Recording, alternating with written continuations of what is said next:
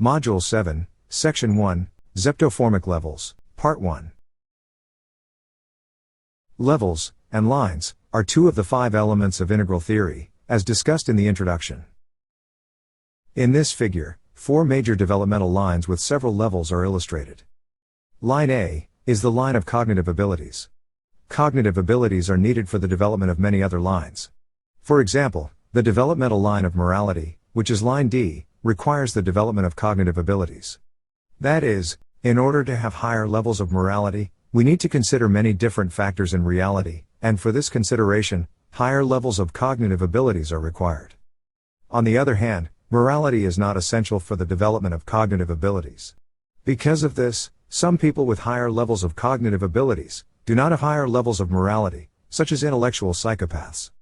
In this way, an individual person can be very advanced in some lines, while being rudimentary in other lines. Colors are used to identify levels of any line. Having said that, the color system of the Zeptoform theory is different from that of integral theory. This difference will be discussed in this section. Levels of worldviews. In this section, we will discuss the levels of line B. This is the developmental line of worldviews.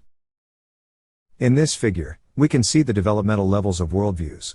From the bottom, there is archaic, magic, rebellious, mythic, rational, pluralistic, integral, and superintegral. Personality develops in the process from archaic to rational. This process is related to the process from the self-preservation instinct, to the sexual instinct, and to the social instinct. As discussed in Module 2, Section 2, Type 8 represents the self-preservation instinct, Type 9 represents the sexual instinct, and Type 6 represents the transitional state between the sexual instinct and the social instinct. Finally, Type 3 represents the social instinct. The developmental process from point 8 to point 9, to point 6, and to point 3, was discussed in Module 1, Section 3. Then, personality as the social mask, is transformed into essential personality, in the process from rational to superintegral. The integration process from point 3 to point 6, to point 9, and to point 3, was discussed in Module 2, Section 4. Frederick Laloux, who is the author of Reinventing Organizations, used the color scheme of integral theory, in order to describe the developmental process of organizations. He used the following terms. From the bottom, reactive infrared, magic magenta, impulsive red, conformist amber, achievement orange, pluralistic green, evolutionary teal. Some of the terms are coined by him. In the Zeptoform theory, achievement orange is replaced by achievement yellow, as illustrated. The reason will be discussed in this section. The archaic level, which is represented by the combination of Type 8 and Type 9, is the earliest developmental stage of society. Frederick Laloux described the characteristic of this stage in the following way. The ego is not fully formed. People don't perceive themselves as entirely distinct from others, or from the environment, which causes some to romanticize about this period, seeing it as pre-dualism bliss, ignoring the extremely high rate of violence and murder at this stage. As we can see, the characteristics of this stage are the mixture of the aggressiveness of Type 8 and the symbiotic intimacy of Type 9. The archaic stage is called reactive infrared, and this reactiveness is represented by the characteristic of self-preservation Type 8. As discussed in Module 2, Section 2, self-preservation Type 8 tends to react without thinking. In the process from archaic to magic, Type 9 dissociates from the quality of Type 8 and associates with the quality of Type 2. The shift from Type 8 to Type 2 is the shift from the self-preservation instinct to the sexual instinct. The magic level is characterized by magical thinking, and that is represented by the characteristics of Type 9. Riso and Hudson said, Type 9 tends to wait for magical solutions.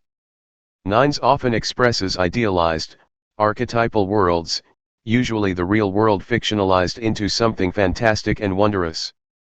9s are often gifted storytellers. Type 9, who represents an infant, tends to assimilate into the quality of Type 2, who represents a mother. And one of the essential aspects of Type 2 is magenta. Related to this, the magic level is called magic magenta. The process from magic to rebellious is represented by the process from sexual Type 9 to sexual Type 6. In this process, the aggressiveness of point 8 re-emerges, as discussed in Module 1. Because of this, The rebellious level is represented by the combination of type 6 and type 8, as illustrated. On the rebellious level, type 8 is illustrated as the red-orange beast. As discussed in Module 2, Section 2, the red-orange beast represents sexual type 8, and the sexual 8 is the most rebellious 8 of all 8s. The rebellious level is called impulsive red. In the Zeptoform theory, it is also called impulsive red-orange. In today's society, impulsive red is represented by mafias and street gangs.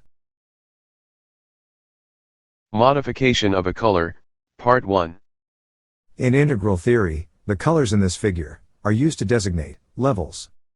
In the Zeptoform theory, the red level is changed to the red-orange level, as illustrated. The reason will be discussed, step by step. Below the red-orange level, we can see the location of red. However, this red is covered up by magenta. The reason can be seen in the following way. The beginning of life is the level of infrared, which is represented by the survival instinct of the beast. In terms of cognitive abilities, that is the level of pre-mind, or sensorimotor. The next level is the level of magenta. In terms of cognitive abilities, that is the level of immature mind. Magenta represents the quality of a mother. Then, the baby tends to assimilate into the quality of a mother, or magenta, by using the function of empathy. This is one of the reasons why magenta is located at an earlier stage of human development. Then, in order for the baby to keep the experience of magenta, she needs to cover up the quality of red. The red essence brings about separation from one's mother, and that is the separation of magenta. Therefore, the baby, who wants to keep the quality of magenta, tends to cover up the quality of red by the quality of magenta. As illustrated in this figure, the essence of type 2, which represents the love of a mother, brings about the experience of merging. Conversely, the essence of type 8, which represents the strength of the beast, brings about the experience of separation. This separation is also called differentiation, or discrimination. Alma says, As a child begins to differentiate herself from her mother in infancy, she must learn to discriminate before she can separate. The ability to say, that is my mother, and this is me, is an expression of the capacity of discrimination. In order to separate, we need strength, we need to feel strong enough to be able to stand on our own. If I don't feel strong enough to stand on my own feet, I won't want to feel separate. I will want to remain connected in order to get support and nourishment. As described by Almas, strength, which is the essence of type 8, brings about the separation from one's mother. Therefore, the baby who wants to keep the quality of magenta tends to cover up the quality of red by the quality of magenta. The shift from magenta to red-orange is the shift from the preconceptual mind to the conceptual mind, as illustrated. The preconceptual mind is pre-egoic, but the conceptual mind is egoic. A baby on the preconceptual level has not yet developed the egoic mind, and thus she does not differentiate herself from others. That is related to the experience of empathy, of the rudimental level. But, as the baby grows up, the experience of magenta tends to be lost. This is related to the experience of the next stage, the red-orange level. The red essence brings about separation from the mother, and that is the separation of magenta, as already discussed. The function of separation is related to the beginning of the conceptual mind, or the egoic mind. As already discussed, the red level is covered up by the quality of magenta. Then, above the magenta level, we can see the red-orange level.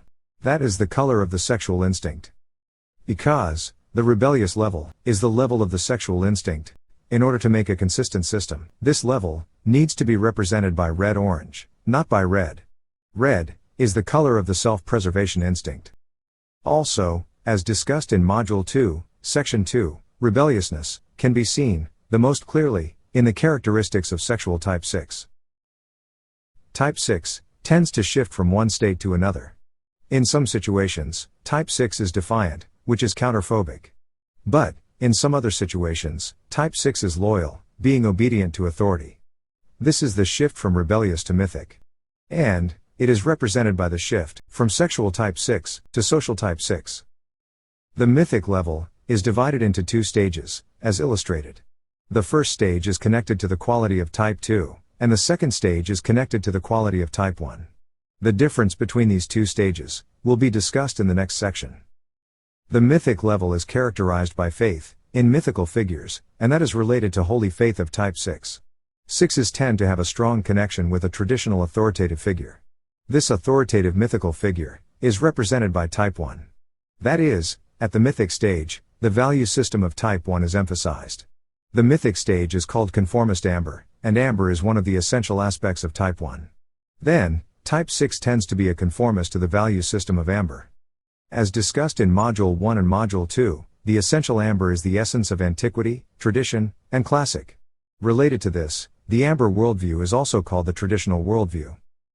As already discussed, the process from the rebellious type 6 to the mythic type 6 can be seen as the process from the sexual type 6 to the social type 6. The sexual type 6 is counterphobic, and it is the most aggressive type of all Enia types. As discussed in Module 2, Section 2, the sexual type 6 tends to resemble type 8, and the social type 6 tends to resemble type 1. The process from mythic to rational is represented by the process from type 6 to type 3. The rational level of point 3 is characterized by pragmatic thinking, and that is called achievement yellow. Related to this, type 3 is called the achiever. The rational worldview of the achiever tends to value personal achievement, higher education, entrepreneurship, and meritocracy. These are the characteristics of type 3, and they are related to business as well as science. Achiever yellow can also be called achiever gold. In the Zeptoform theory, the rational level is represented by yellow, and that is the essential color of type 7. Related to this, the functioning mode of type 3 includes the quality of point 7, which represents freedom, or liberty. However, when the liberty of point 7 is used through the social mask of type 3, problematic tendencies tend to arise. Related to this, the difference between type 7 and type 3 is described by Riso and Hudson in the following way. For example, taking a first-class cruise on an ocean liner is a source of pleasure for 7s, whether or not anyone else knows that they are doing so. By contrast, for 3s, such a trip would be a symbol of their success. It would be more important to have other key people know about their vacation. As another example, money might allow 3s to hire a governess for their children, so they can pursue their careers and so that they can let everyone know that they are successful enough to afford a governess. By contrast, 7s may engage a governess so that they can travel and not be tied down by having to raise their children themselves. The functioning mode of type 3 also includes the quality of point 5, which represents science. However, when the scientific viewpoint of point 5 is used by the pragmatic motivation of type 3, problematic tendencies tend to arise. Related to this, the difference between type 3 and type 5 is described by Riso and Hudson in the following way. The principal reason these two very different types are confused is that some average 3s, especially if they are intelligent, would like to see themselves as thinkers. Since 5s are most stereotypically seen as the intelligent, thinking type, average 3s may choose type 5 rather than the type they actually are. There are many significant dissimilarities between these two types. 5s are just as likely never to seek fame or fortune for their discoveries or creations. 3s, by contrast, are not usually involved in subjects for their own sake. They may change their interests and careers rapidly, if the success and recognition they seek elude them. Moreover, average 3s pursue their intellectual work with personal goals in mind, to impress others, to be famous, to be acclaimed as a genius, to beat a rival at a discovery, to win a prestigious prize or grant, and so forth. As we can see, the intellectual insight of type 3 is related to meritocracy and pragmatism. In the process toward type 3, personality as a social mask is developed. Modification of a color, Part 2.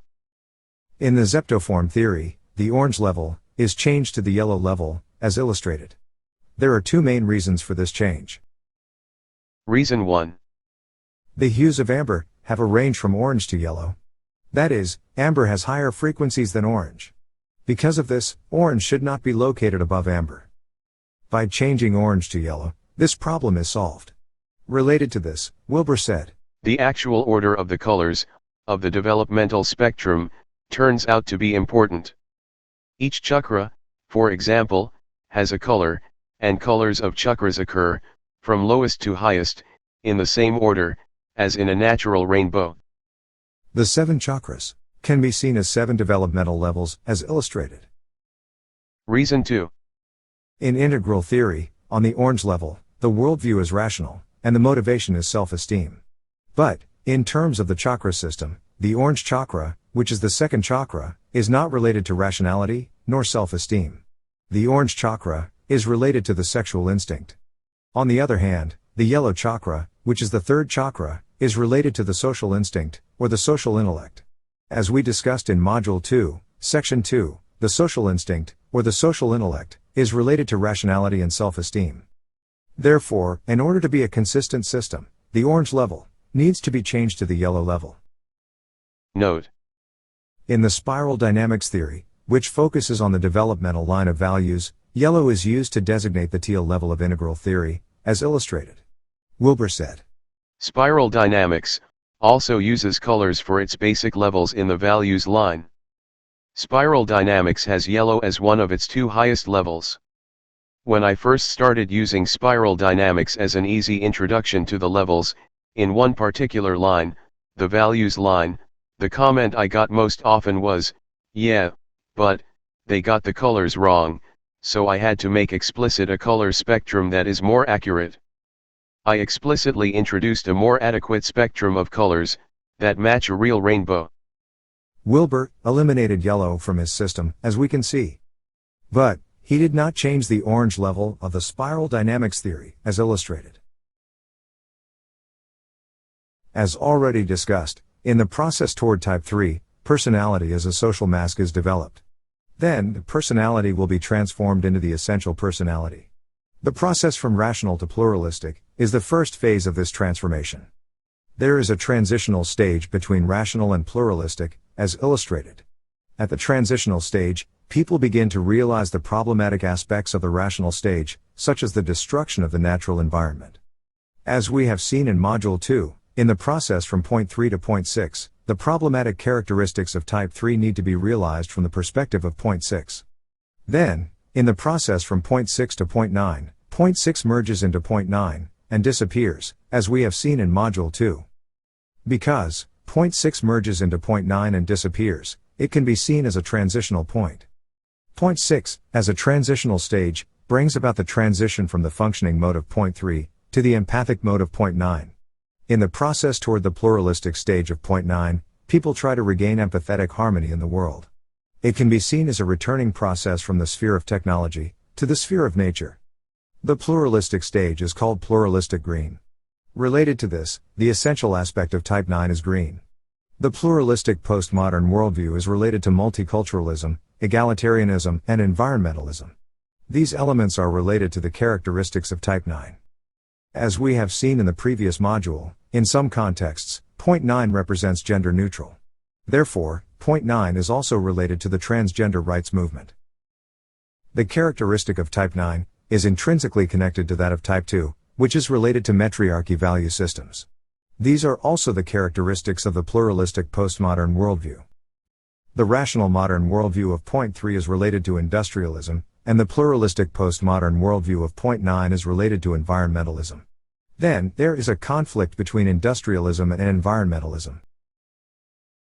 In the process toward the integral level, and the superintegral level, all preceding worldviews are integrated into one unified perspective. The integral stage is called evolutionary teal. The hue of teal is the same as the hue of cyan. Related to this, the essential cyan is one of the essential aspects of type 3, as discussed in Module 1, Section 4. As discussed in Module 2, the process from point 9 to point 3 represents the process of integrating the womb realm and the diamond realm. Also, as discussed in Module 3, Section 3, this integration process represents nuclear fusion. Nuclear fission represents disintegration, but nuclear fusion represents integration.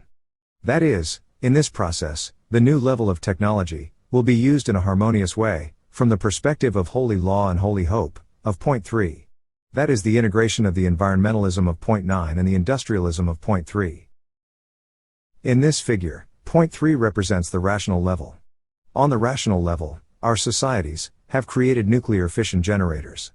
This fission is represented by the fission between the functioning mode and the feeling mode. As discussed many times, the functioning mode of type 3 tends to dissociate from the feeling mode. It can be seen as the representation of nuclear fission. Then, in the process from the pluralistic level to the integral level, and to the superintegral level, the technology of nuclear fusion generators will be invented, from the perspective of holy law and holy hope, of type 3. This is the process from point 9 to point 3. As discussed in Module 3, Section 3, the process from point 9 to point 3 represents nuclear fusion. With that said, in order to transform the fission of point 3 to the fusion of point 3, the function of point 6 is essential, as discussed in Module 3. As mainly discussed in Module 1, Section 4, the process from point 9 to point 6, and to point 3, represents the developmental process of a cell. Then, if we reverse this process, it becomes the process of cellular reprogramming, which is also called nuclear reprogramming. That is, in this figure, the process from point 3 to point 6, and point 9, can be seen as the process of nuclear reprogramming. In the process of nuclear reprogramming, we can create pluripotent stem cells. As discussed in Module 1, Section 4, point 9 represents the stem cell, and it has the potential to differentiate into various types of cells. It is called pluripotency. Related to this, the worldview of type 9 represents the pluralistic worldview, as illustrated. In the field of biology, cell fusion, which can be used to demonstrate nuclear reprogramming, has been accomplished. But, in the field of physics, the technology of nuclear fusion has not yet been achieved. Note: In December 2022, for the first time, a nuclear fusion reactor has produced more energy than was used to cause the reaction. However, still, it is on an experimental level, not yet for commercial use. Nuclear fusion represents the fusion between the womb realm and the diamond realm. As discussed in Module 2, the womb realm represents the morality of care, and the diamond realm represents the morality of justice. Therefore, the fusion between the womb realm and the diamond realm represents the integration of the morality of care, and that of justice. Symbolically, it represents the solution to the hierarchy problem. This integration will be discussed in this module. The three tiers. Major periods of history, in terms of the developmental process, are divided into three tiers, as illustrated. The first tier includes archaic, magic, rebellious, mythic, rational, and pluralistic. In the modern West, 60% of the population are located at the levels from archaic to mythic. The rational level is 40 to 50%. The pluralistic level is 20%. The percentages do not add up to 100, because they overlap.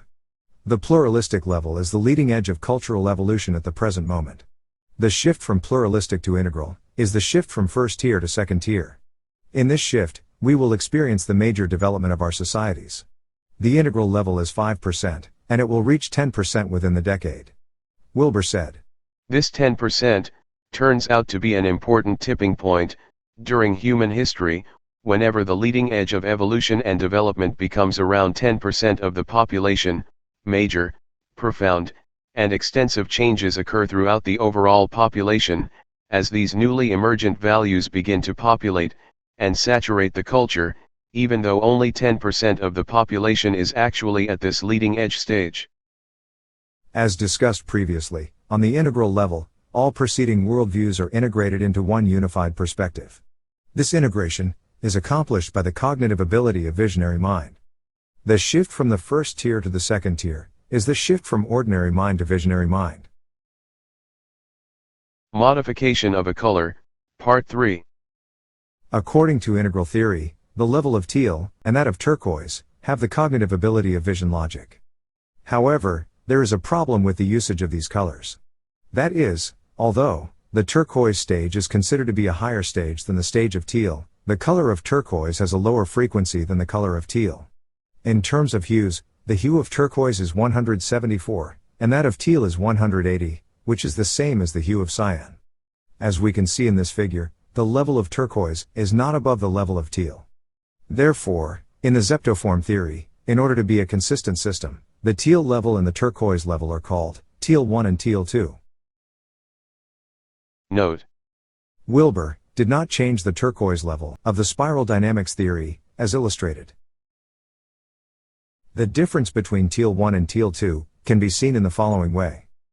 At the level of Teal 1, higher levels of logicality, which is called vision logic, is emphasized. Vision logic is needed to integrate many different perspectives. Then, at the level of Teal 2, compassionate qualities are integrated into the logicality. This is the integration of the functioning mode and the feeling mode. As discussed many times, Type 3 is represented by the functioning mode. Then, as the level of Type 3 evolves, the functioning mode integrates the feeling mode. That is the integration of the diamond realm and the womb realm, as discussed in Module 2. In this integration process, the connecting force of Type 6, which is trust, is essential. In other words, without the function of trust, it is impossible to integrate the womb realm and the diamond realm. The process from the integral level to the superintegral level is the shift from the second tier to the third tier. In this process, we can reach the supreme vertex. That is accomplished by the cognitive ability of paramind, metamind, overmind, and supermind. These cognitive levels will be discussed in the next module. At the present moment, the superintegral level, which is the third tier, is less than 0.1%. In this section, we have seen that these developmental levels in this figure are correlated to the qualities of essential colors, which are described by the diamond approach. Module 7, Section 2, Zeptoformic Levels, Part 2. Levels of centricity and morality. In this section, we will discuss the levels of line C and those of line D. These are the developmental lines of centricity and morality. Centricity is a range of central importance. This definition is used in the Zeptoform theory. Then, the expansion of centricity can be seen in the following way. The process from pre-egocentric to egocentric is the process from pre-egoic to egoic. In this process, the sense of I is created. That is a sense of boundary between me and others. Then, in the process from egocentric to ethnocentric, to world-centric, to meta-world-centric, and to transcentric, the centricity expands, and eventually, we can transcend centricity. In these processes, the egoic self is transformed into the transpersonal self. A baby is born at the pre-egocentric level. The transition from pre-egocentric to egocentric is around ages from 2 to 6. In this process, the boundary between ego and others is created. Then, the ethnocentric level emerges, from ages 6 to 11. Many people remain at one of those levels. According to the research by Robert Keegan of the Harvard Graduate School, 60% of Americans remain at ethnocentric or lower levels. In terms of the expansion of centricity, the three instincts can be seen in the following way. In the process from the self-preservation instinct to the sexual instinct, and to the social instinct, the centricity expands from the consideration of your survival, to the consideration of your partner, to the consideration of your family, and to that of your society. Note: the three instincts can be seen in two different ways. One is three developmental levels, and the other is three different developmental lines. When the three instincts are seen as three developmental lines, the centricity of each instinct can expand independently. For example, the self-preservation type at the infrared level and that of the green level tend to use their self-preservation instinct in different ways. At the infrared level, a person tends to care about the survival of only oneself. On the other hand, at the green level, a person can have the world-centric perspective, and thus he or she can care for the survival of all people in the world. As we can see, although the three instincts are related to developmental levels, one's developmental level cannot be determined by his or her instinctual subtype. That is, among the three instinctual subtypes, there is no superiority, nor inferiority. Centricity and morality. Levels of centricity and those of morality are intrinsically related.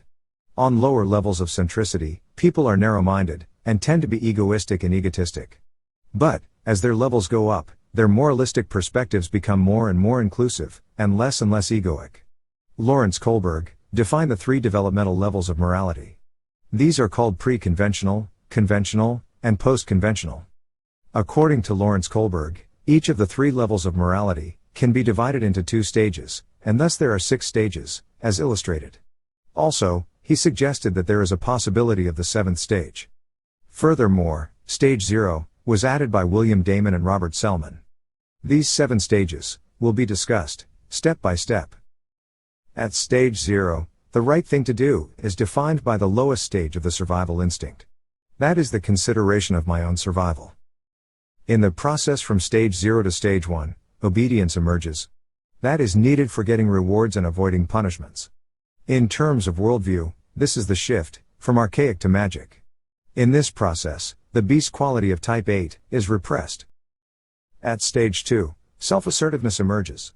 That is needed for doing what I think is right. In terms of worldview, this is the level of rebellious. At stage 3 and stage 4, conventional rules of society are adopted and internalized. In other words, a usual sense of ethics emerges from the conventional level. The difference between stage 3 and stage 4 will be discussed later. From stage 5, people do not blindly follow conventional rules. That is, from the post-conventional level, people can disobey conventional rules for the greater good. Note: As discussed, on the post-conventional level, people can disobey conventional rules for the greater good. Because they can disobey conventional rules, superficially, they tend to resemble the people on the pre-conventional level. It is called pre-post fallacy. That will be discussed later. Moral foundations theory. According to moral foundations theory, there are 6 foundational aspects of morality. These are care, fairness, authority, loyalty, sanctity, and liberty. The first aspect, which is care, is the opposite of harm. By protecting and cherishing weak individuals, harm can be eliminated. Fairness is the opposite of cheating. That is, for example, by punishing unjust people, fairness, or justice, can be served. In the Zeptoform theory, the term fairness is replaced by justice. Authority is the opposite of subversion. Loyalty is the opposite of betrayal. Sanctity is the opposite of degradation. Liberty is considered to be the opposite of oppression. But, in the Zeptoform theory, liberty is considered to be the opposite of restriction. The reason will be discussed later. These 6 moral foundations will be discussed with regard to political parties. Note: The study of Jonathan Haidt will be extensively cited in this section. He is a social psychologist and the author of a book, The Righteous Mind: Why Good People Are Divided by Politics and Religion. Care and justice. Justice is related to giving punishment to unjust people. It is based on the responsibility of each individual, which brings about independence. On the other hand, care is related to protecting victims from harm. It is the consideration of relationship, or intimacy, which brings about interdependence. As we can see, justice brings about independence, and care brings about interdependence. According to Carol Gilligan and many other psychologists, women tend to focus on care, and men tend to focus on justice. Justice, or fairness, is related to the equality of opportunity, while care is related to the equality of outcome. The equality of opportunity brings about the proportionality of outcome among people. That is, when we work harder, we have a right to get more, in proportion to what we contribute. It can be seen as the justness between effort and reward.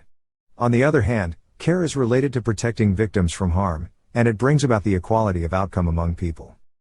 According to Jonathan Haidt, the proportionality of justice does not exclude the equality of outcome. That is, under the rule of proportionality, when the contributions among people are the same, it creates the equality of outcome. But, because the contributions among people are not usually the same, it tends to create the inequality of outcome. Consequently, it creates hierarchical order. Then, from the perspective of care, it is considered to be evil, the source of oppression and harm. On the other hand, from the perspective of justice, the equality of outcome tends to be seen as the cause of degradation, creating lazy people, free riders, or cheaters.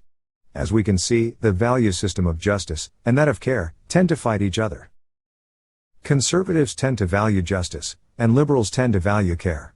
Therefore, they tend to fight each other. This graph is created based on the older version of moral foundations theory.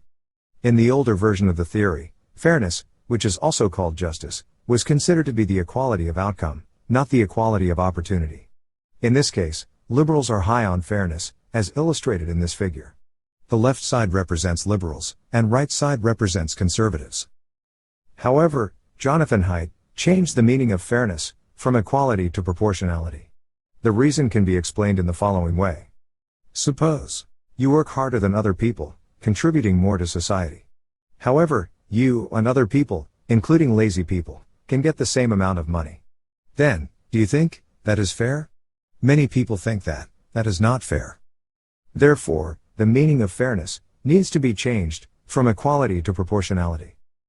In this figure, the meaning of fairness is changed from the equality of outcome to the equality of opportunity, which brings about the proportionality of outcome. That is the core definition of justice. Care for generic other versus care for family. Figure A is care for generic other, and figure B is care for family. As illustrated in figure A, liberals tend to value the ethic of care. However, as illustrated in figure B, in terms of care for family, conservatives dominate liberals. The reason will be discussed, step by step. According to Kohlberg, on the ethnocentric level, the equality of care is exemplified at stage 3, and the proportionality of justice is exemplified at stage 4. It was confirmed by William Damon's experimental research. These two stages are represented by the relationship between a mother and a father. On the conventional level, ethnocentric roles, or traditional roles, of men and women are highly valued. On this level, the ethic of care is the care for family, and that is functional in the home. That is related to the traditional roles of women.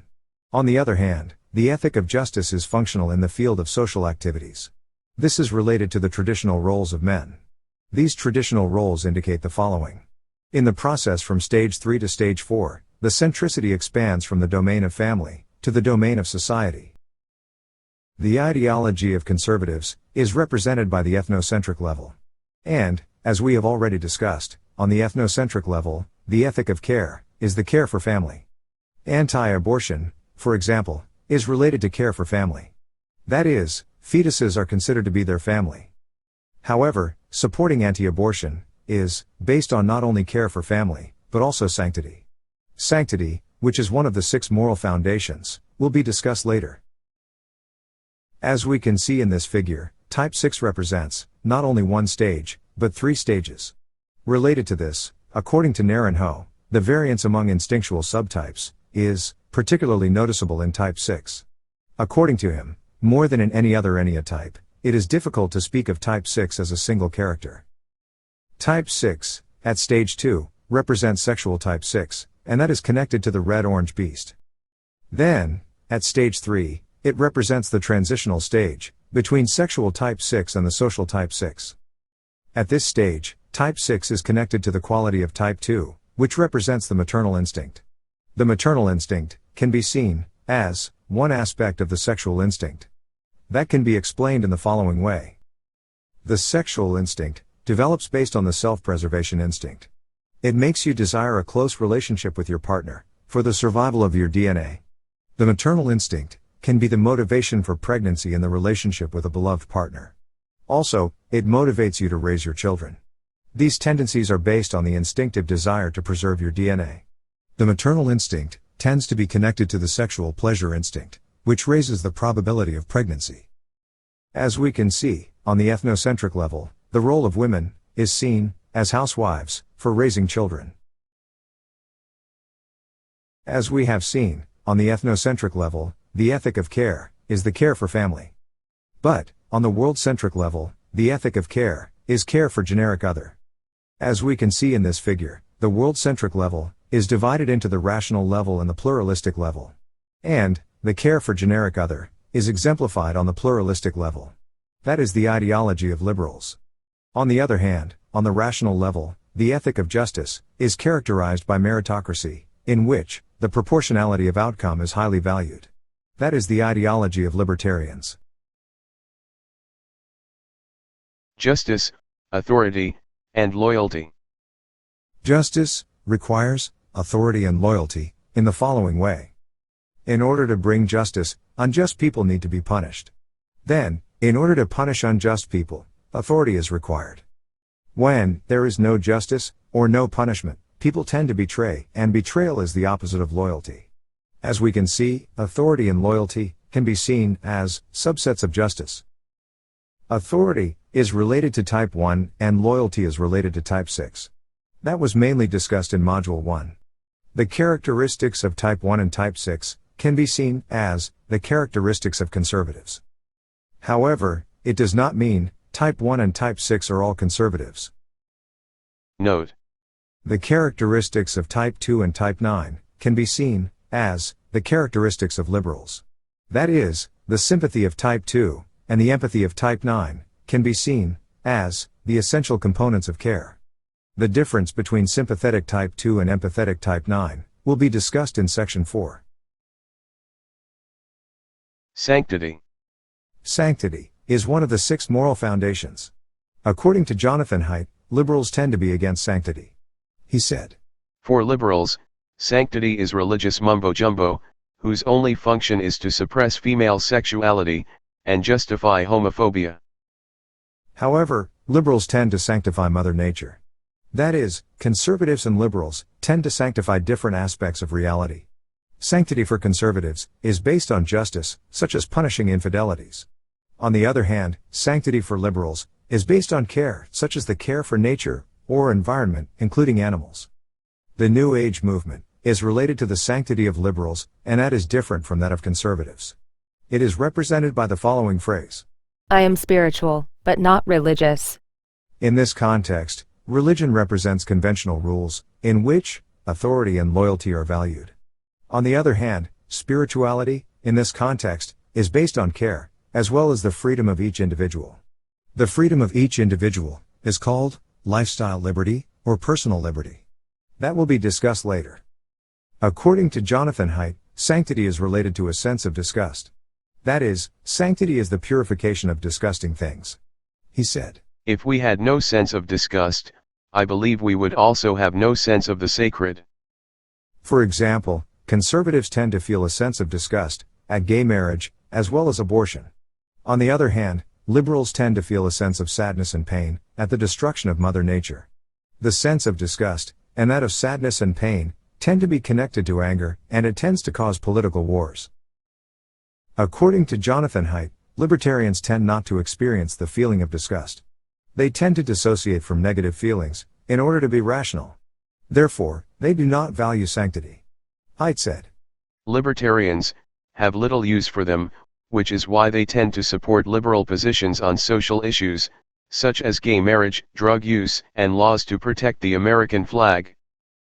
Related to this, many libertarians are atheists.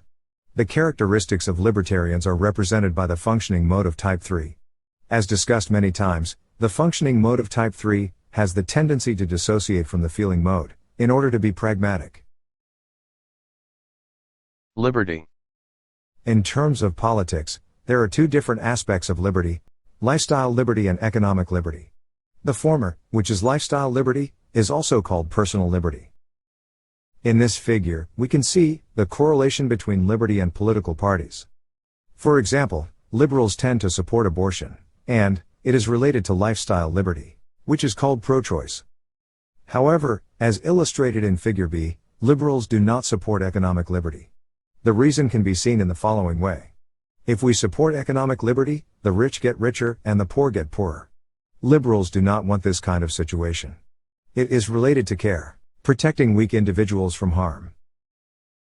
Libertarians tend to value both lifestyle liberty and economic liberty. Because of this, in terms of economic liberty, there is a conflict between libertarians and liberals. Libertarians tend to support economic liberty, but liberals tend to be against it.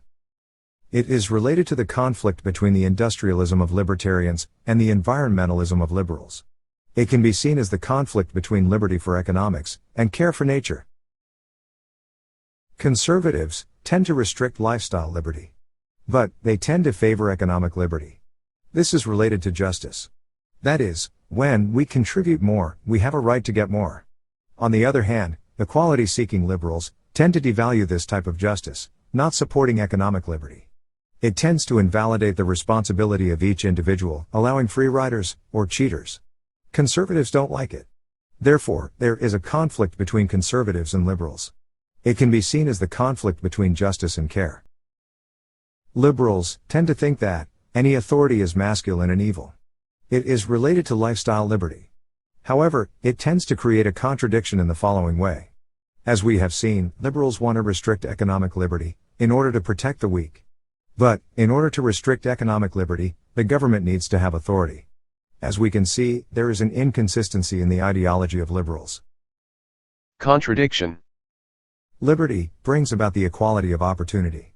But, as we have seen, it tends to cause the inequality of outcome. Therefore, liberals want to restrict economic liberty. According to Jonathan Haidt, in some cases, this tendency tends to create a contradiction. In order to describe this problem, he used a metaphor of bees in a hive. It's as though liberals are trying to help a subset of bees, which really does need help, even if doing so damages the hive. Such reforms, which are the restriction of economic liberty, may lower the overall welfare of a society, and sometimes they even hurt the very victims liberals were trying to help. According to Jonathan Haidt, the opposite of liberty is oppression. But, in the Zeptoform theory, the opposite of liberty is considered to be restriction. The reason can be explained in the following way. Liberty eliminates restrictions, including the restriction of economic liberty. Then, the rich get richer and the poor get poorer. Consequently, it tends to cause the oppression of the weak. As we can see, in some cases, liberty tends to cause oppression. Because of this, oppression cannot be considered to be the opposite of liberty.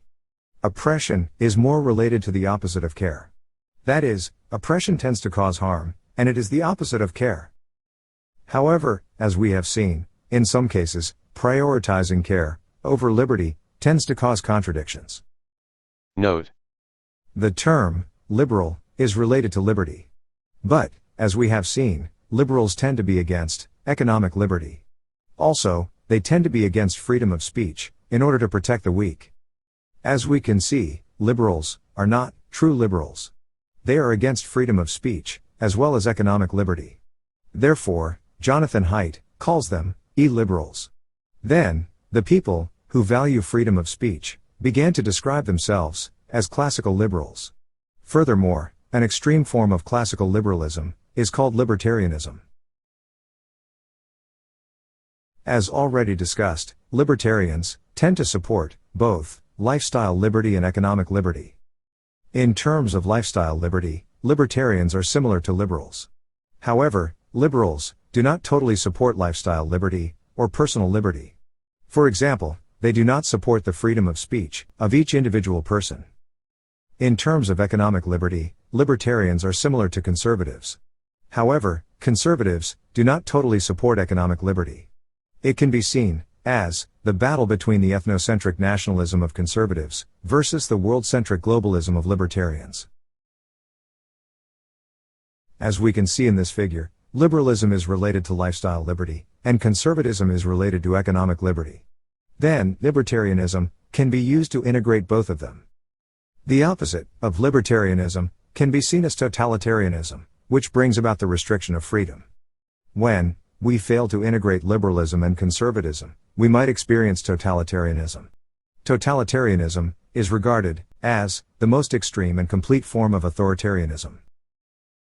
As we have seen, care and justice are two major aspects of morality.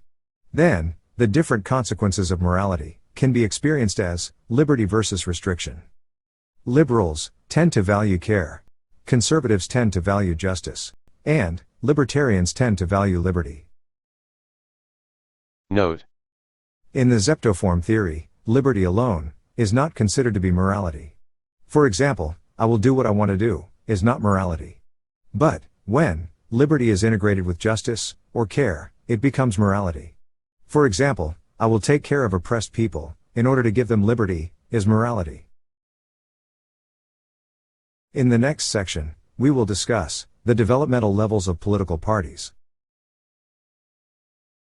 Module 7, Section 3, Zeptoformic Levels, Part 3.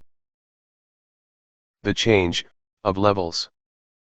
In this figure, the process from point 6 to point 3 represents the process from mythic to rational, or from traditional to modern. That is the process from conservatism to libertarianism. In terms of cognitive abilities, this is the shift from the concrete logic level to the abstract logic level. Concrete logic is not flexible, and that is related to conventional morality. For example, on this level, people tend to interpret every word in the Bible literally, not metaphorically. Because people are not capable of thinking flexibly, they cannot transcend conventional rules. This is the mythical worldview of conservatives. On the other hand, abstract logic is related to the post-conventional morality. On this level, people are capable of thinking abstractly. They can consider many different factors in the complex world, rationally, and thus they do not blindly follow concrete conventional rules. That is the rational worldview of libertarians. The process from libertarianism to liberalism is the process from rational to pluralistic, or from modern to postmodern. In this process, the conflict between libertarianism and liberalism happens. As already discussed, this conflict is represented by the conflict between industrialism of libertarians and the environmentalism of liberals. It can also be seen as the battle between liberty for economics and care for nature. In the process from rational to pluralistic, there is a transitional stage, which is represented by type 6. At the transitional stage, we need to realize the negative aspects of modernity in a constructive way. Related to this, as discussed in Module 2, we need to realize the problematic aspects of type 3 from the perspective of point 6. However, some people do not want to face these problems in a realistic way, becoming evasive. In that case, the regression process from the rational level to the magic level happens, as illustrated. The magic level liberals are mentally fragile, and they tend to deny inconvenient facts. They tend to look for magical solutions for any inconvenient problems, not facing the problems in a realistic way. This process, the process from point 3 to point 9, was discussed in Module 1. The difference between liberals on the pluralistic level and on the magic level is the difference between postmodern and tribal, or the post-conventional and the pre-conventional. This difference between the pre-state and the post-state will be discussed later. The process from pluralistic to integral and to superintegral can be seen as the process from liberals to a new level of a political party. However, when liberals fail to experience this evolution process, the regression process from liberalism to conservatism tends to happen, as illustrated. This is the regression process from the pluralistic postmodern worldview to the mythic traditional worldview.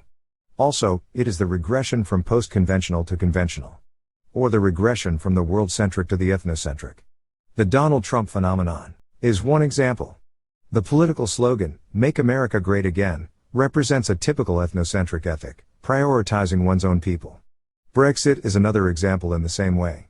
The passive aggressiveness towards outsiders, such as the aggressiveness towards immigrants, can be seen as one of the unhealthy characteristics of type 6.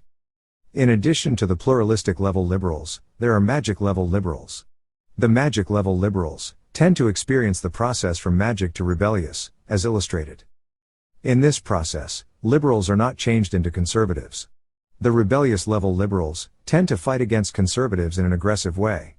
That is, they represent liberal protesters or rioters. The process from point 9 to point 6 is described by Riso and Hudson in the following way.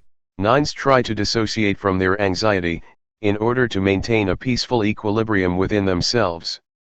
When events around them become too stressful for this defense to work, they begin to experience the full intensity of their anxiety, and may become reactive and insecure. Like average 6s, the anger and anxiety of 9s are escalating. They use passive-aggressive tactics to assert their own needs.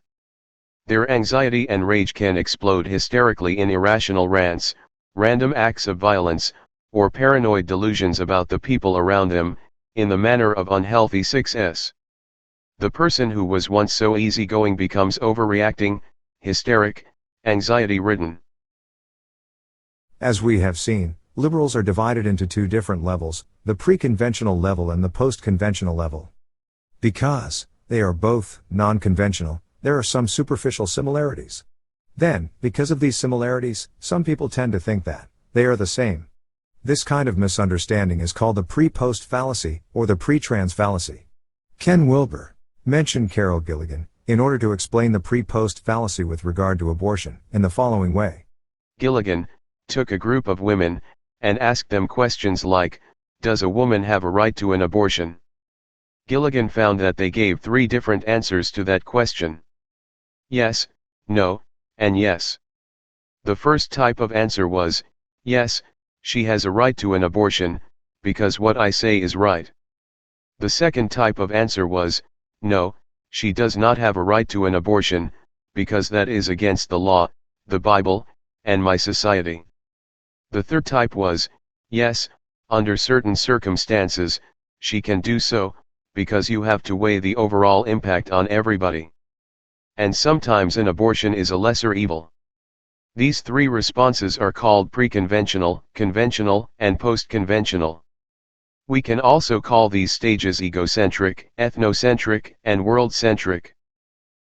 Conservatives tend to value conventional rules, and thus they tend to say no to the question. On the other hand, liberals do not want to be restricted by conventional rules, and thus they tend to say yes. However, the motivations for saying yes are divided into two different levels. The motivation of the post-conventional level, and that of the pre-conventional level. Pre-conventional liberals are on the egocentric level.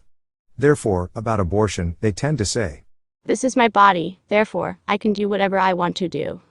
This is one type of egocentric reason for supporting abortion. Incidentally, a person on the post-conventional level might still say no to the question about abortion. However, in this case, the reason for saying no is not based on conventional rules. It is based on post-conventional considerations. That is, whether the answer is yes or no does not matter much. What matters is the reason for the answer. In this figure, we can see the shift from the pluralistic worldview to the integral worldview. This is the shift from postmodern to metamodern, or from liberalism to the next stage of libertarianism. This new level of libertarians are capable of using vision logic in order to integrate care and justice through the function of liberty. This integration will be discussed in this module and the next module. Module 7, Section 4, Zeptoformic Quadrants, Part 1. In the previous three sections, we discussed the relationship between types, levels, and lines. These are three of the 5 elements of integral theory. Then, in this section, we will integrate quadrants. This figure is the 4 quadrants. The upper quadrants represent individual, and the lower quadrants represent collective. The left quadrants represent interior, and the right quadrants represent exterior. The domain of individual interior, for example, is the domain of I. It includes thoughts, emotions, instincts, sensations of an individual psyche. The perspective of I is subjective. On the other hand, the domain of individual exterior is the domain of it. It includes the brain, heart, gut, sensory organs of an individual body. The perspective of it is objective. As we can see, the 4 quadrants are the 4 domains of reality, as well as the 4 perspectives to see reality.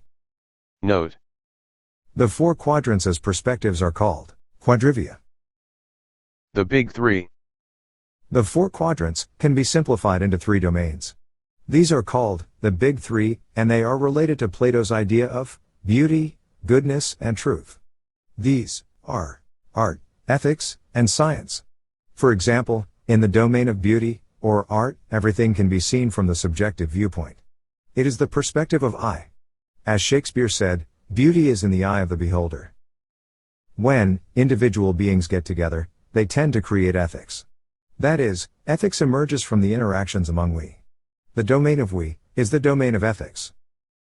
In the domain of science, every object is seen from an objective viewpoint. It is the perspective of it, and its. In the Zeptoform theory, truth is replaced by logos, as illustrated. The reason can be explained in the following way. Logos is the logical principle that governs the whole universe. Finding logos in truth is related to science. Finding beauty in truth is related to art. And finding goodness in truth is related to ethics. That is, truth is not just objective correctness. Beauty, goodness, and logos are 3 aspects of truth. An objective viewpoint, and an object. Science is a way to see reality objectively. But an objective viewpoint is different from an object. An object belongs to the exterior, but an objective viewpoint, which is one way to see reality, belongs to the interior.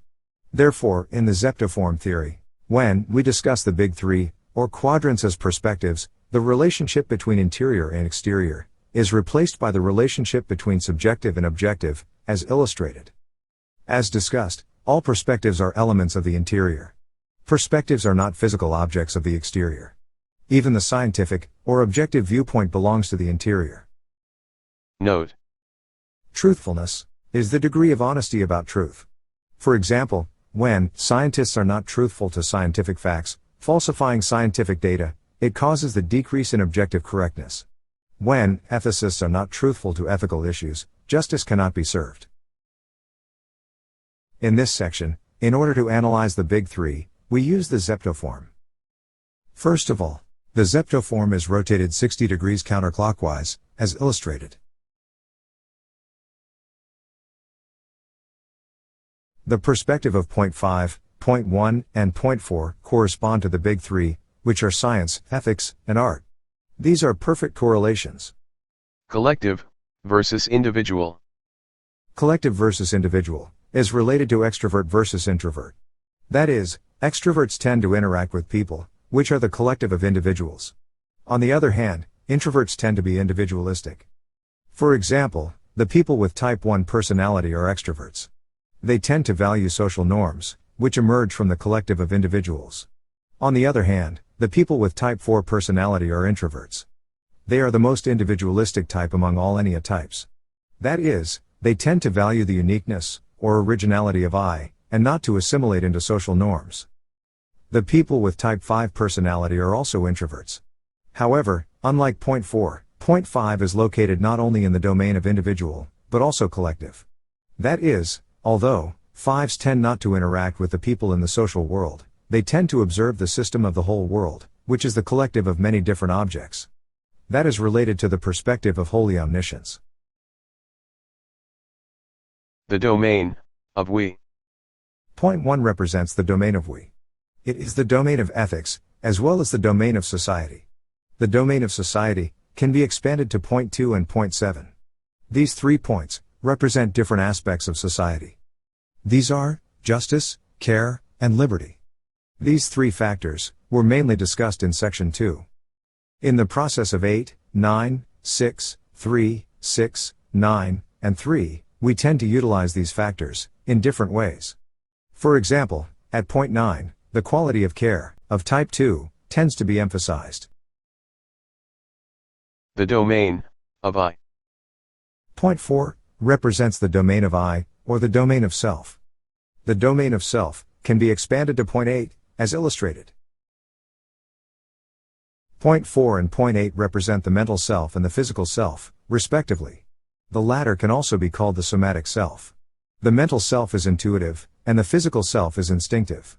The difference between intuitive and instinctive was discussed in Module 5. As discussed previously, point 4 represents art.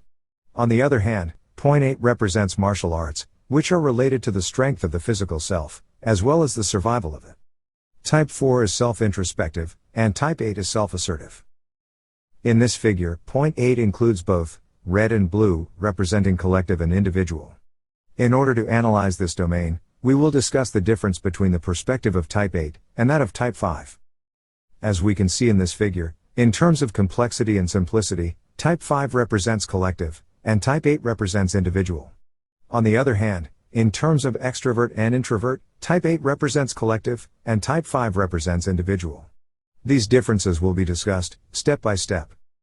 First, we discuss the domain of collective of point 8. Type 8 tends to have antisocial personality disorder, which is the antagonist of social connections. Related to this, the quality of type 8, which is strength, tends to be used to discriminate against others, or dominate others, rather than cooperate with others. Therefore, from the perspective of point 8, the domain of collective is seen as the domain of they, or others, not as we. The domain of they, or others, can be experienced as enemies as well as subordinates. In section 2, we discussed the difference between the essential aspect of type 2 and that of type 8. The former brings about merging. On the other hand, the latter brings about separation. Therefore, point 8 does not represent the domain of we. The function of separation can be used to create diversity. But type 8 does not embrace this diversity within himself. It is related to the relationship between I versus they. It is the separation between I and they, and it tends to cause battles. As we can see, the perspective of point 8 does not represent the domain of we. Next, we will discuss the collective of type 5 and the individual of type 8. In order to know their difference, we will analyze the holy idea of type 5, and that of type 8. The holy idea of type 8 is holy truth, and that of type 5 is holy omniscience. The relationship between these two ideas represents different degrees of complexity in truth. Holy truth, which is the holy idea of type 8, is the simplest perspective of truth, and thus it is simply called holy truth. On the other hand, holy omniscience, which is the holy idea of type 5, is the most complex perspective of truth. This difference can be seen as the difference between the monolithic oneness and the unified complexity of oneness. Almas described the difference between the holy idea of type 8 and that of type 5 in the following way. Holy omniscience is the same perception as holy truth, but with a different emphasis. In holy truth, the emphasis is on the unity of the universe, it is all of the same taste. With holy omniscience, the emphasis is on the differentiations within that unity. While holy truth is analogous to seeing your body as one unity, holy omniscience is seeing that your body has arms, legs, a face, internal organs, and so on, none of which are separate from the whole. It is looking at the same reality or truth from a different angle, viewing the wholeness of reality as a multicolored fabric, seeing all the stars, the planets, the mountains, the rivers, the animals, and the people that are part of it, without isolating them from the context of the unity.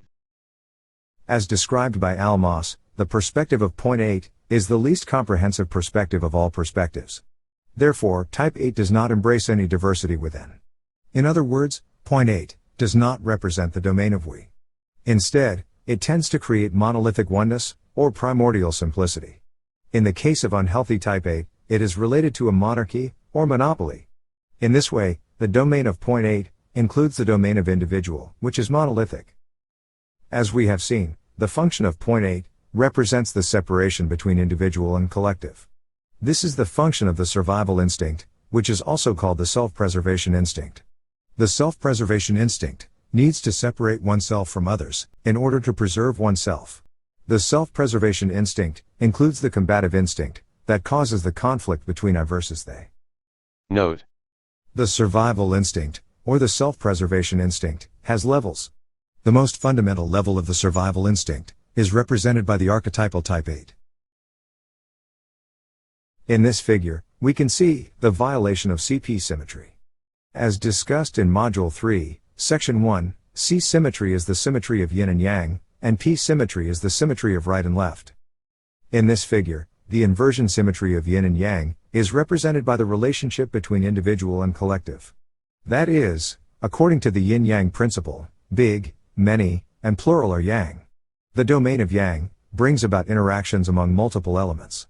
As discussed in Module 3, Section 1, the yang quality dominates the yin quality. The symmetry of right and left brings about a one-to-one correspondence between the elements of the right side and the left side.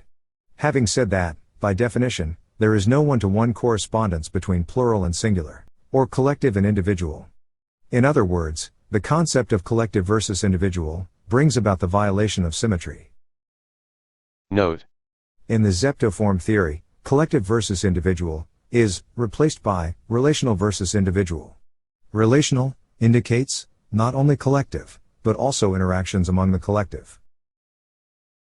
As discussed previously, the 4 quadrants are the 4 domains of reality, as well as the 4 perspectives to see reality. In this figure, the lower quadrants represent the perspectives, and the upper quadrants represent the domains of reality. As we can see, in the case of the domains of reality, the left side and the right side are reversed. The reason can be explained in the following way. As illustrated in this figure, which was discussed in the previous module, the left brain perceives the right side of the world, and the right brain perceives the left side of the world. In this way, the right side and the left side are reversed. In the same way, in the relationship between the perspectives and the domains, the left side and the right side are reversed. For example, the perspective of an ethicist is located on the left side, and he tends to see the domain of we, which is located on the right side. On the other hand, the perspective of an artist is located on the right side, and she tends to see the domain of I, which is the domain of individual uniqueness and originality. As we can see, there is the inversion symmetry of left and right. The relationship between the perspectives and the domains can be seen in the following way. Suppose You are an artist, and you have created an artwork. This artwork belongs to the it domain. Then, you can appreciate the beauty of your own artwork, using the perspective of the artist. Also, you, as an artist, can introspect your own feelings. If this artwork was created by someone else, this artist belongs to the I domain. Then, you can speculate the original intent of this artist, from your own artistic perspective. You can apply the same analysis to your own psyche. That is, you can put your own psyche in the domain of I. Then, you can analyze your own psyche from the outside of yourself.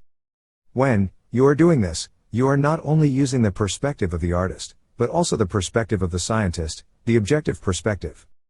By adding the perspective of the scientist, you might be able to find some mathematical beauty in the artwork, such as the beauty of the golden ratio. The artwork and its creator are influenced by social factors. Therefore, the meaning of the artwork can also be found in the domain of we and that of its. Cognitive scientists tend to focus on the I quadrant, as well as the it quadrant. For example, the correlation between the experience of meditation in the I quadrant and the state of brain waves in the it quadrant can be studied in an objective way. Social scientists, such as structuralists, need to focus on the we quadrant, as well as its quadrant. In the we quadrant, there are political beliefs, religious beliefs, and so on. On the other hand, in the its quadrant, we can see wealth, poverty, discrimination, and so on. The main idea of structuralism is that any meaning or characteristic emerges from a structure. For example, our thinking patterns are influenced by the structure of society and language. Because the structure of a language is related to the thinking patterns of our mind, by analyzing a language, we can analyze our mind in an objective way. Another example is that, in the its quadrant, we can observe poverty, and that is related to lower IQ of the I quadrant, as well as the we quadrant. However, as mainly discussed in Module 1, environments are not just passively given, but, to some degree, constructed by genes. It is called the nature of nurture.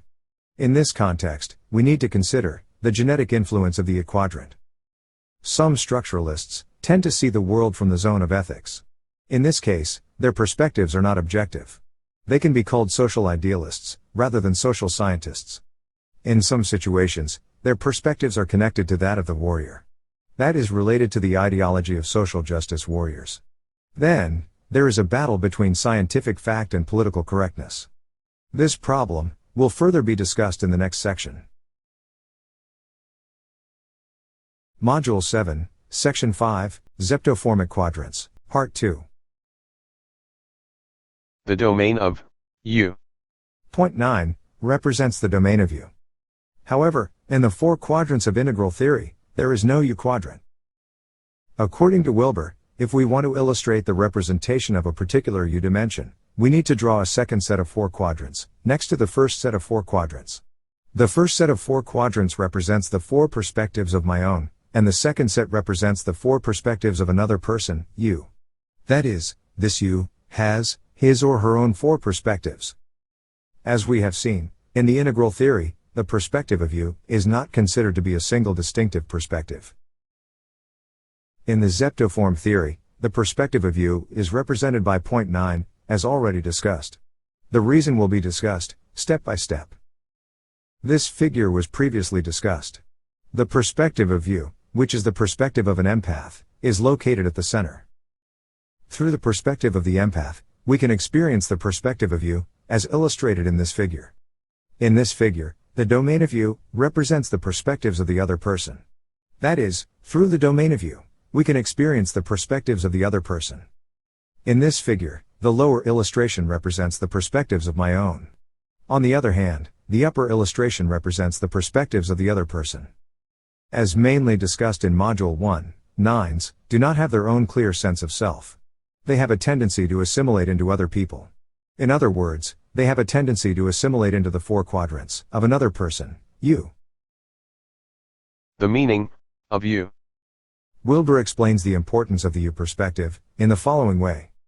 Taking the role of other, the role of someone else's I space, is a very important dimension, being able to actually see and understand the other person, which means, see things the way that person actually sees things. People have their own I space, and that is what they want you to see and to understand. And that means setting aside your own I preferences, desires, and tastes. In setting aside your I preferences, you attempt to see the other person's I space, from within, as they see it themselves. As Wilbur says, in order to take the perspective of you, we need to set aside our own preferences. That is the perspective of point 9. Sandra Maitri said, Nines are excellent mediators, able to see everyone's point of view. By comparing the perspective of you and that of we, the characteristics of the perspective of you become clearer. In the Zeptoform theory, the perspective of we is represented by point 1, point 7, and point 2. Their perspectives are different from the perspective of you. Ones and twos, for example, are willpower types, and they have a tendency to prioritize their own opinions and value systems, such as the ethic of justice, and that of care. This tendency makes it difficult for them to take the perspective of another person, you. This is related to political battles between different ideologies, such as the battle between the patriarchal value system versus the matriarchal value system. In contrast, nines have a tendency to take the perspective of another person, you. By comparing sympathetic type 2 and empathetic type 9, the difference between the perspective of we and that of you becomes clearer. Type 2 tends to be sympathetic. That is, feeling for someone. On the other hand, type 9 tends to be empathetic. That is, feeling as someone. The similarities and differences between type 9 and type 2 are described by Riso and Hudson in the following way. There are a number of similarities between these types. But the way 2s and 9s love others is quite different. 9s are unself-conscious, seldom focusing on themselves. They are self-effacing and accommodating, quite content to support others emotionally without looking for a great deal of attention or appreciation in return. Unlike average 9s, average 2s have a very sharp sense of their own identities. They are not particularly self-effacing or accommodating. Rather than being unself-conscious, they are highly aware of their feelings and virtues and are more likely to talk about them. As we can see, type 2 is sympathetic, and type 9 is empathetic. When we are empathetic toward someone, we are experiencing that person from the perspective of that person. We become that person. In other words, in order to be empathetic, we need to set aside our own perspectives. On the other hand, when we are sympathetic toward someone, we are still seeing that person from our own perspectives. According to Riso and Hudson, type 9 tends to assimilate into other people in the following way. Average 9s have little sense of who they are apart from those they have identified with. They see a little of themselves in all the types. It is based on their capacity to be receptive to others. Unlike type 9, type 2 is not particularly empathetic. In order to be empathetic, we need to set aside our own perspectives. But, because type 2 is a willpower type, it is difficult for type 2 to set aside her own perspective. Because of this, type 2 tends to be meddlesome. Type 2 wants to take care of people, based on her strong will. By analyzing the motivation of type 7, the difference between the perspective of we and that of you becomes much clearer. Riso and Hudson said, 7s see themselves as members of a free-floating band of fellow adventurers, whose own enjoyment is enhanced by being with others. 7s do not like to eat or drink alone, or go to the theater alone, or go on vacation alone, but this does not always mean that they are great lovers of people. But, it is certainly true that their activities are more enjoyable when others are around to contribute to the excitement and stimulation they seek. To provide themselves with the company of others, 7s may pay for the pleasure, buying tickets for poorer friends, inviting them to dinner or the country house, and so forth. 7s may thus exhibit a certain generosity, although their motives may well have less to do with helping needier friends, than with making sure that they themselves have a good time by having others around. As we can see, although 7s want to belong to the domain of we, they are not interested in having the perspective of you. They want to prioritize their own enjoyment. As already discussed, in order to experience the perspective of you, we need to set aside our own preferences. That is exactly the opposite of the motivation of type 7. Among many people, some people are having the same interest, or the same value system, from the beginning. In this case, they can create a group, naturally, without having the perspective of you. For example, Sevens tend to create a group of a free-floating band of fellow adventurers, as described by Riso and Hudson. However, in order to bring harmony among different groups, we need to use the perspective of you. In other words, in order to expand the domain of we, the perspective of you is essential. As we have discussed, similar people tend to create the domain of we. But there is another way to create the domain of we. For example, when people are having complementary functions, or complementary perspectives, they can get together. As we can see, without having the perspective of you, we can create the domain of we. But, as already discussed, in order to expand the domain of we, the perspective of you is essential. When I am using my own artist, I am focusing on my own identity, which is related to my own uniqueness and originality. On the other hand, when I am using my empath, I am setting aside my own identity. Then, the identity of the other person becomes my own identity. In other words, the perspective of the other person, is experienced as my own I perspective.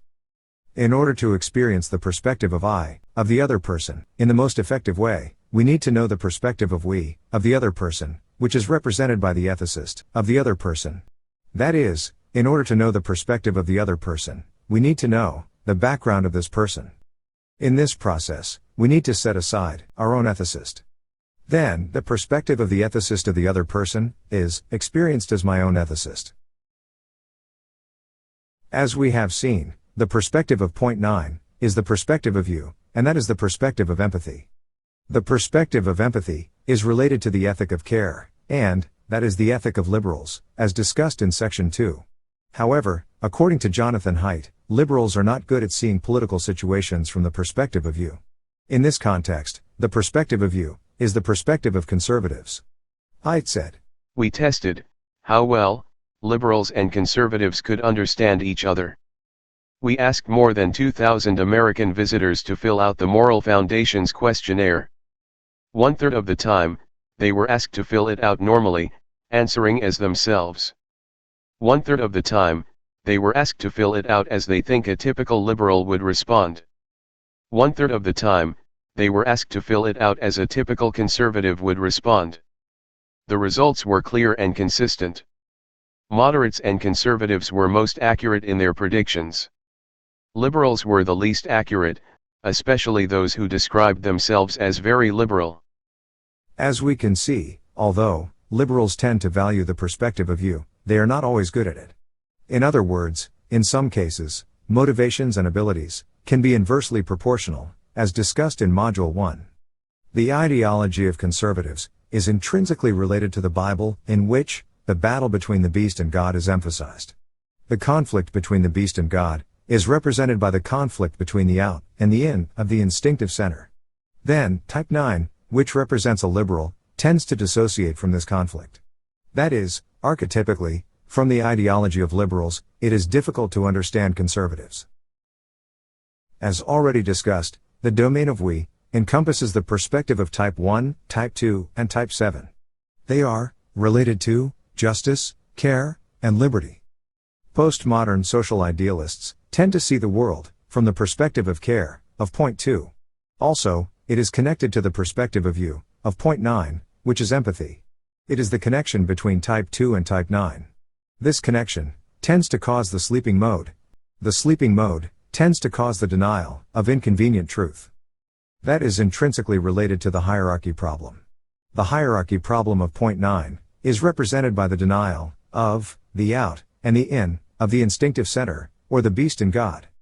The relationship between the beast and God represents the archetype of hierarchical levels, and type 9 tends to deny this hierarchical structure. Related to this, from the perspective of radical postmodern social idealists, any hierarchical structure is considered to be evil. Then, they try to fight against masculine qualities, which are related to the hierarchical structure. However, in order to fight against them, they tend to use masculine qualities unconsciously. That is, they tend to experience the process from point 2 to point 8. In this process, type 9 becomes like an unhealthy type 6. They become aggressive like the beast. But, at the same time, they tend to deny their own aggressiveness. This neglected aspect of the psyche is called a shadow. And the integration of a shadow will be discussed in the next module. As we have seen, according to Jonathan Haidt, liberals are not good at seeing the world from the perspective of conservatives. However, according to Robert Sapolsky, who is the author of Behave, the situation is exactly the opposite. He says, "It's easier to make a liberal think like a conservative, than the other way around. People become more conservative when tired, in pain, or distracted. Make a liberal tired, hungry, rushed, distracted, or disgusted, and they become more conservative. As the saying goes, a conservative is a liberal who has been mugged." As we can see, according to Sapolsky, it is easier for liberals to think like conservatives. In this case, he is focusing on the negative personality traits of conservatives. When liberals are in pain, tired, or distracted with a cognitive task, they might exhibit some unhealthy traits of conservatives. This figure was discussed in section 2. Type 9 represents liberals. On the other hand, type 6 mainly represents conservatives. Then, in the process from type 9 to type 6, type 9, which represents a liberal, tends to exhibit some unhealthy traits of type 6, which mainly represents a conservative. In this process, type 9 is not able to understand the healthy aspects of type 6. That is, in this way, liberals are not able to understand the healthy aspects of conservatives. Note: The main ethic of liberals is care. However, in the process from point 9 to point 6, they tend to become an unhealthy version of social justice warriors, not social care warriors.